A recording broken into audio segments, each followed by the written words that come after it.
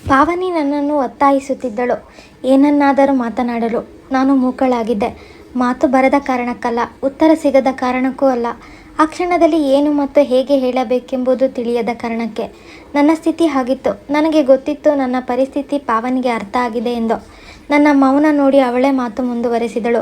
ರೋಹಿಣಿ, ನಿನ್ನ ಪರಿಸ್ಥಿತಿ ನನಗೆ ಅರ್ಥ ಆಗುತ್ತೆ ಕಣೆ. ನಾನು ಬಹಳಷ್ಟು ವಿಚಾರ ಮಾಡಿದ್ದೇನೆ. ಪ್ರವೀಣನ ಹತ್ತಿರ ಮಾತನಾಡಿದ್ದೀನಿ. ನೀನೀಗ ಮನಸ್ಸು ಮಾಡಬೇಕು. ರೋಹಿಣಿ, ನಾನು ಹೀಗೆ ಹೇಳುತ್ತಿದ್ದೇನೆಂದು ತಪ್ಪು ತಿಳಿಯಬೇಡ. ಬಹುಶಃ ದೇವರು ನನಗೆ ಹೊಸ ಬದುಕುವುದಕ್ಕೆ ಕೊಡ್ತಾ ಇರುವ ಕೊನೆಯ ಅವಕಾಶ ಇದು. ಇದಕ್ಕಿಂತ ಹೆಚ್ಚಿಗೆ ನಾನೇನು ಹೇಳಲಾರೆ. ಉಳಿದದ್ದೆಲ್ಲ ನಾಳೆ ನಾ ಬಂದಾಗ ಮಾತನಾಡೋಣ ಎಂದು ಫೋನಿಟ್ಟಳು. ಪಾವನಿ ಎಂದೆ. ಪಾವನಿ ಫೋನಿಟ್ಟಿದ್ದಳು. ಸುಮಾರು 25 ವರ್ಷಗಳಿಂದ ನಾನು ಪಾವನಿ ಪರಿಚಿತರು. ಕಾಲೇಜಿಗೆ ಸೇರಿದ ದಿನದಿಂದ ಇಂದಿನವರೆಗೆ ದಿನಗಳಲ್ಲಿ ಒಮ್ಮೆಯಾದರೂ ಮಾತನಾಡಿಕೊಂಡೇ ಇರುತ್ತೇವೆ. ಪಾವನಿಯದು ಸಾಧಾರಣವಾದ ರೂಪ, ಗೋಧಿಯ ಮೈಬಣ್ಣ, ಅರಳು ಹುರಿದಂತೆ ಮಾತನಾಡುವುದು ಅವಳ ಪ್ಲಸ್ ಪಾಯಿಂಟ್. ಪದವಿ ಮುಗಿಯುವವರೆಗೂ ಇಬ್ಬರು ಕೂಡಿಯೇ ಕಲಿತವರು.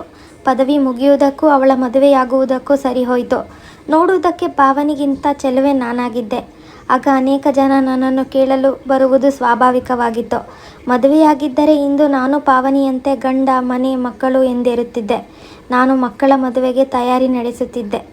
ಆಗೆಲ್ಲ ನಿಮ್ಮ ಮಗಳನ್ನು ತೋರಿಸುತ್ತೀರಾ ಎಂದು ನನ್ನ ತಂದೆಯನ್ನು ದುಂಬಾಲು ಬೀಳುತ್ತಿದ್ದರು. ಪಾವನಿ ಕೂಡ ತನ್ನ ಮದುವೆ ನಿಶ್ಚಿತಾರ್ಥವಾದಾಗ ಅನೇಕ ಬಾರಿ ಮದುವೆಗೆ ಒಂದು ವಯಸ್ಸು ಅಂತ ಇರುತ್ತೆ, ಆಗಲೇ ಆದರೆ ಚಂದ ಎಂದು ನಗುತ್ತಿದ್ದಳು. ಅವಳ ನಿಶ್ಚಿತಾರ್ಥದ ಸಮಯದಲ್ಲಿ ನನ್ನನ್ನು ನೋಡಿದ ಅವಳ ಮೈದುನ ಪ್ರವೀಣ ಅನೇಕ ಬಾರಿ ಅನೇಕ ಹಿರಿಯರಿಂದ ಕೇಳಿಸಿದ್ದ. ಅದೇ ತಾನೇ MBBS ಮುಗಿಸಿ MS ಗೆ ತಯಾರಿ ನಡೆಸಿದ್ದ. ಕೊನೆಗೆ ಸ್ವತಃ ತಾನೇ ನನ್ನನ್ನು ಪಾವನಿಯ ಮನೆಯಲ್ಲಿ ಕರೆಸಿ ಕೇಳಿದ್ದ. ಆಗೆಲ್ಲ ನನಗೆ ಒಂದು ರೀತಿಯ ರೋಮಾಂಚನ ಎನಿಸುತ್ತಿತ್ತು. ಆದರೆ ಆಗೆಲ್ಲ ನನಗೆ ನನ್ನ ತಂದೆಯ ಮಾತುಗಳೇ ಹೆಚ್ಚು ಆಪ್ತವೂ ಆದರ್ಶವೂ ಯೋಗ್ಯವೂ ಎನಿಸಿದ್ದವು.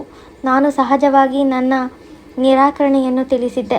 ನನ್ನ ತಂದೆ ಸರಕಾರದ ಆಹಾರ ಇಲಾಖೆಯಲ್ಲಿ 2ನೇ ದರ್ಜೆಯ ಗುಮಾಸ್ತನಾಗಿದ್ದವರು.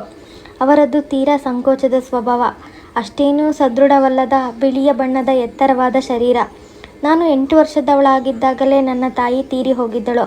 ಆಗ ನನ್ನ ತಾಯಿಯ ದೂರದ ಸಂಬಂಧಿಯಾದ ಇಂದಿನ ನನ್ನ ತಾಯಿ ಸುಮಿತ್ರಳನ್ನು ನನ್ನ ತಂದೆ ಮದುವೆಯಾದರು. ನನ್ನ ತಂದೆಗೂ ನನ್ನ ಈಗಿನ ತಾಯಿಗೂ ಆಗ ಜೊತೆ ಬೇಕಾಗಿತ್ತು. ಆದರೆ ಅವರಿಗೆ ಮಕ್ಕಳಾಗಲಿಲ್ಲ. ಮಕ್ಕಳಾಗದೆ ಹೋದಾಗ ನನ್ನ ಮೇಲಿನ ಅವರ ಪ್ರೀತಿ ಹೆಚ್ಚಾಯಿತೆಂದು ನಾನಂದುಕೊಂಡಿದ್ದೆ. ನಾನು ಡಿಗ್ರಿ ಓದುವಾಗಲೇ ನನ್ನ ತಂದೆ ನನ್ನ ತಲೆಯಲ್ಲಿ ಆದರ್ಶದ ಬೀಜ ಬಿತ್ತಿದ್ದರು. ಹೆಣ್ಣು ಮಕ್ಕಳಿಗೆ ಮದುವೆಯೇ ಎಲ್ಲವೂ ಅಲ್ಲ, ಸಾಧನೆ ಮುಖ್ಯ ಎನ್ನುತ್ತಿದ್ದರು. ಮದುವೆ ಎಲ್ಲರೂ ಮಾಡಿಕೊಳ್ಳುತ್ತಾರೆ, ಆದರೆ ಸಾಧನೆಯನ್ನು ಕೆಲವರೇ ಮಾಡುತ್ತಾರೆ.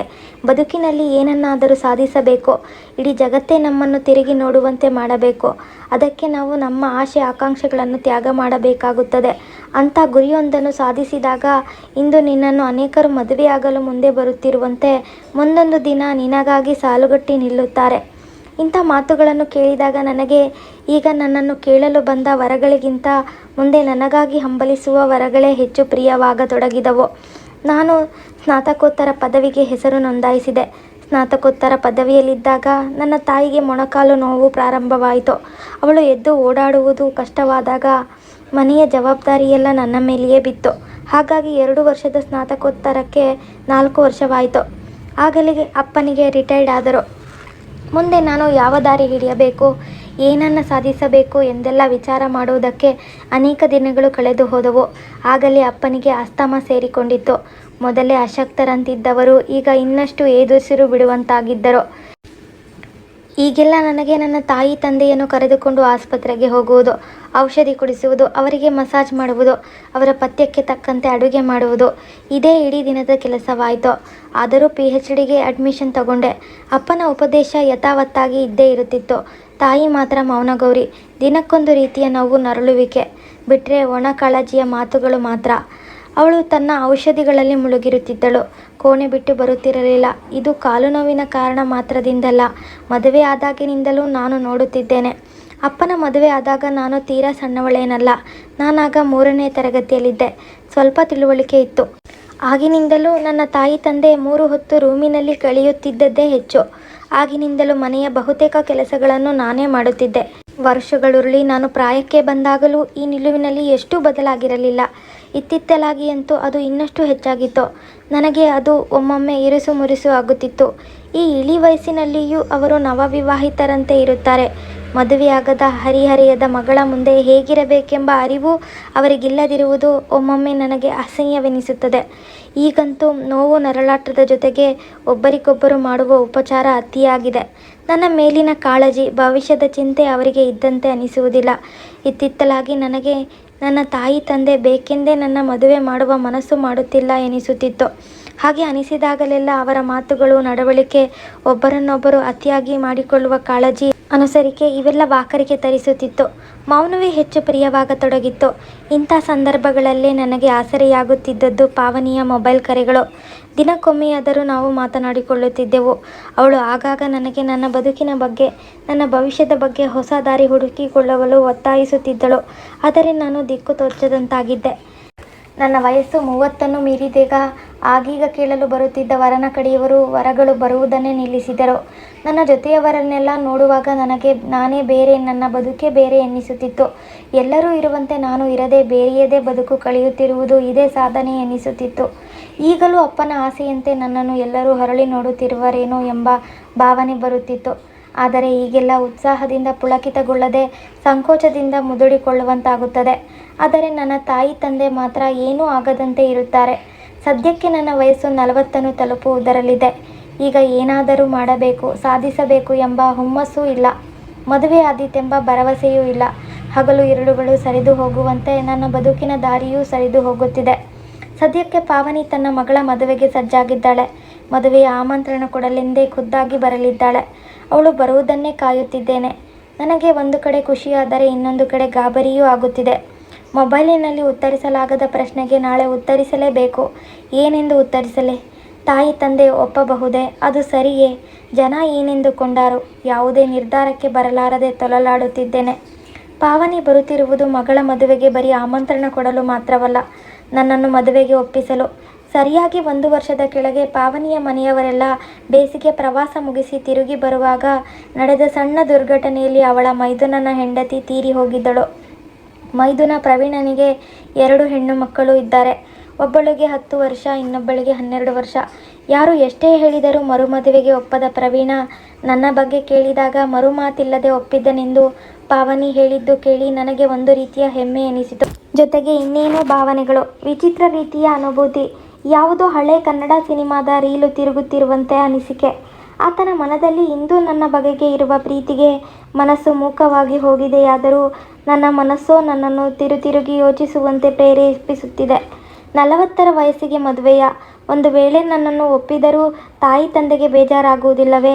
ಈ ವಯಸ್ಸಿನಲ್ಲಿ, ಅದು ಅವರಿಬ್ಬರು ಅನಾರೋಗ್ಯದಿಂದಿದ್ದಾಗ ನಾನು ಮದುವೆ ಮಾಡಿಕೊಳ್ಳುತ್ತೇನೆನ್ನುವುದು ನನ್ನ ಸ್ವಾರ್ಥವೆನಿಸುವುದಿಲ್ಲವೇ? ಸುತ್ತಮುತ್ತಲಿನ ಜನ ಏನೆಂದುಕೊಂಡಾರು? ಜೀವನದಲ್ಲಿ ನಾನು ಏನಾದರೂ ಸಾಧಿಸಬೇಕೆಂದುಕೊಂಡಿರುವುದು ಇದನ್ನೆಯಾ? ಆದರೆ ಪಾವನಿ ಹೇಳುವುದರಲ್ಲೂ ಸತ್ಯವಿದೆ. ಈಗ ಬಿಟ್ಟರೆ ನನ್ನ ಬಾಳಿನಲ್ಲಿ ನಾನು ಹಿಂದೆಂದಿಗೂ ಮದುವೆಯಾಗುವುದು ಸಾಧ್ಯವಾಗಲಿಕ್ಕಿಲ್ಲ. ವಯಸ್ಸೊಂದನ್ನು ಬಿಟ್ಟರೆ ನಾನು ಇಂದು ರೂಪವತಿಯೇ. ನನ್ನಲ್ಲೂ ಆಸೆಗಳಿನ್ನೂ ಹಸಿರಾಗಿವೆ. ಆದರೆ ಅಪ್ಪ ಅಮ್ಮ ನನ್ನ ಮದುವೆ ಮಾಡುವ ಸ್ಥಿತಿಯಲ್ಲಿರುವರೇ? ಬಿಟ್ಟರೆ ಮುಂದೆ ನನ್ನ ಬದುಕು ಹೇಗೆ? ಇಂಥವೇ ವಿಚಾರಗಳು ಚಕ್ರದಂತೆ ತಿರುಗಿ ಮತ್ತೆ ಮುಂದೆ ಬರತೊಡಗಿದವು. ಸಮಯದ ಪರಿವೇ ಇರಲಿಲ್ಲ. ತಲೆಗೊಡವಿಕೊಂಡು ವಿಚಾರಗಳ ಸುಳಿಯಿಂದ ಹೊರಬಂದು ಸಮಯ ನೋಡಿದೆ. ಗಡಿಯಾರ ಸಂಜೆ 5 ಗಂಟೆಯನ್ನು ತೋರಿಸುತ್ತಿತ್ತು. ಅಪ್ಪನಿಗೆ 4 ಗಂಟೆಗೆ ಚಹಾ ಬೇಕು. ಇಂದು ತುಂಬ ತಡವಾಯಿತು ಎಂದವಳೆ ಎದ್ದು ಅಡುಗೆ ಮನೆಯತ್ತ ನಡೆದೆ. ಪಕ್ಕದಲ್ಲೇ ಅಪ್ಪನ ರೂಮು. ಅವನ ಧ್ವನಿ ಕೇಳಿಸುತ್ತಿತ್ತು. ಇದ್ಯಾವುದೋ 2ನೇ ವರ ಅಂದರಲ್ಲ, ಅವರಿಗೆ ಹೇಳಿ ಕಳಿಸಬಾರದಾ? ಸುಮ್ಮನಿರೆ, ತೋರಿಸೋ ಹಾಗಿದ್ದರೆ ಇಷ್ಟು ದಿನ ಬಂದವರನ್ನು ವಾಪಸ್ಸು ಕಳಿಸಬೇಕಿತ್ತಾ? ಅಲ್ರಿ, 1 ವಾರಕ್ಕೂ ತೋರಿಸಲಿಲ್ಲ ಅನ್ನುವ ಮಾತು ಬರುವುದಿಲ್ಲವಾ? ಮಾತಿಗಾದರೂ ತೋರಿಸಬಾರದಾ? ನೀ ಹೇಳಿದ ಹಾಗೆ ಸುಮ್ಮನೆ ತೋರಿಸಿದರಾಯಿತು ಅಂತ ತೋರಿಸಿದರೆ ಅವರು ಒಪ್ಪಿದರೆ ಏನು ಮಾಡುತ್ತೀಯಾ? ಹಾಗಾದರೆ ಈಗ ಅಷ್ಟು ದುಂಬಾಲು ಬಿದ್ದಿದ್ದಾರಲ್ಲ, ಅವರಿಗೆ ಏನೆಂದು ಹೇಳುತ್ತೀರಾ? ಇಷ್ಟು ದಿನ ಬಂದವರಿಗೆಲ್ಲ ಹೇಳ್ತಾ ಬಂದಿಲ್ವಾ? ಹಾಗೆ ಹೇಳಿದರಾಯಿತು. ಅವಳು ಯಾಕೋ ಮದುವೆಗೆ ಒಪ್ತಾ ಇಲ್ಲ ಅಂತ. ಏನಾದರೂ ಹೇಳಿಕೊಳ್ಳಪ್ಪ. ನನಗಂತೂ ಈಗೀಗ 4 ಹೆಜ್ಜೆ ನಡೆಯುವುದಕ್ಕೂ ಆಗುತ್ತಿಲ್ಲ. ನನಗೆ ಅವರ ಮುಂದಿನ ಮಾತು ಕೇಳುವುದಕ್ಕೆ ಆಗಲಿಲ್ಲ. ಅಂಗಳಕ್ಕೆ ಬಂದು ಮಲ್ಲಿಗೆ ಗಿಡದ ಕೆಳಗೆ ನಿಂತೆ. ಅಳಬೇಕೆನಿಸಿತು, ಆಗಲಿಲ್ಲ. ನನಗೇಕೋ ನಿಂತಲ್ಲಿಯೇ ಆಸರೆ ಬೇಕೆನಿಸಿತು. ಆಸರೆಯಾಗಿ ಗಿಡವನ್ನು ಹಿಡಿದುಕೊಂಡೆ ಮತ್ತು ಪಾವನಿ ಬರುವ ದಾರಿಯತ್ತ ಮುಖ ಮಾಡಿದೆ. ಇಲ್ಲಿ ಮಲತಾಯಿ ಎಂದೂ ಸ್ವಂತ ತಾಯಿ ಆಗಲಾರಳು ಎಂಬುದನ್ನು ನಿರೂಪಿಸಿಬಿಟ್ಟಿದ್ಲು ಮಲತಾಯಿ. ಅವಳ ಮಾತು ಕೇಳ್ಕೊಂಡು ತಂದೆ ಕೂಡ ಮಗಳ ಜೀವನವನ್ನು ಹಾಳು ಮಾಡ್ದ. ಮಗಳಿಗೆ ಒಂದು ಆಸರೆ ಇಲ್ಲದೆ ಒಂಟಿಯಾಗಿ ಜೀವನ ಕಳೆಯುವ ಹಾಗೆ ಮಾಡ್ದ. ಪಾವನಿ ಬಂದರೂ ನಿರಾಸೆಯಿಂದ ಹಿಂತಿರುಗಿದಳು. ಯಾಕಂದರೆ ಅವರ ತಂದೆ ತಾಯಿ ಒಪ್ಪಿಗೆ ಇಲ್ಲದೆ ಅವಳ ಮದುವೆ ಮಾಡುವುದು ಅಸಾಧ್ಯವಾಗಿತ್ತು. ಒಂಟಿಯ ಜೀವನ ಕಳೆಯುವುದೇ ಅವಳ ಹಣೆಯಲ್ಲಿತ್ತು ರೋಹಿಣಿಗೆ. ಕತೆ ನಿಮಗೆ ಇಷ್ಟವಾಗಿದ್ದರೆ ದಯವಿಟ್ಟು ಒಂದು ಲೈಕ್ ಕೊಡಿ. ಹಾಗೆ ಸಬ್ಸ್ಕ್ರೈಬ್ ಮಾಡ್ಕೊಳ್ಳದೆ ಕತೆನ ಕೇಳ್ತಿದ್ರೆ ಸಬ್ಸ್ಕ್ರೈಬ್ ಮಾಡ್ಕೊಳ್ಳಿ. ಧನ್ಯವಾದಗಳು.